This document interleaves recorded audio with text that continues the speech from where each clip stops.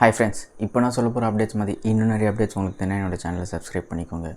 உண்மையாக பொய்யா தெரியல, சோஷியல் மீடியா ஃபுல்லாகவே இப்போ ஸ்ப்ரெட் ஆகிட்டு இருக்குது. ஒரு விதத்தில் நான் நம்ம தமிழ் ஆடியன்ஸும் இருக்காங்கல்ல, கண்டிப்பாக சில டாக்ஸிக் ஃபேன்ஸுமே நம்ம தமிழ் ஆடியன்ஸில் இருக்காங்க. எல்லாரையும் நான் சொல்ல மாட்டேன். இதே மற்ற லாங்குவேஜ் படத்தில் ஏதாச்சும் ஒரு டேரக்டர் ஒரு படம் ஏதாச்சும் லைட்டாக ஃப்ளாப் கொடுத்துட்டாங்கன்னா, சரி ஒரு படம் தானே, அடுத்த படம் சூப்பராக கொடுப்பாருன்ட்டு ஒரு நம்பிக்கை கொடுப்பாங்க. பட் தமிழில் இப்போ பாருங்கள், லோக்கி அண்ணாக்கு என்ன நடந்திருக்குன்னு பாருங்கள். கூலி படம் ஓகே ஃப்ளாப் ஆகிடுச்சு. பட் அதுக்கான கான்சிக்வன்சஸ் பார்த்திங்கன்னா, ஆமீர் கானோட ப்ராஜெக்ட் ஸ்டாப் ஆகிடுச்சு. அண்ட் இப்போ அவரோட ட்ரீமாக இருந்த எல்சியூ இருக்கு இல்லையா, கைதி. ஸோ கைதி 2 எடுக்கிறதா இருந்துச்சு. கைதி 2வுமே இப்போ ஹால்ட் ஆகிடுச்சுன்ற மாதிரி சொல்கிறாங்க. இதுக்கு காரணம் என்னன்னு பார்த்தோன்னா க்ரியேட்டிவ் டிஃப்ரென்சஸ்னாலன்ற மாதிரி சொல்லிக்கிட்டு இருக்காங்க. உண்மையாக பொய்யான்னு தெரியல.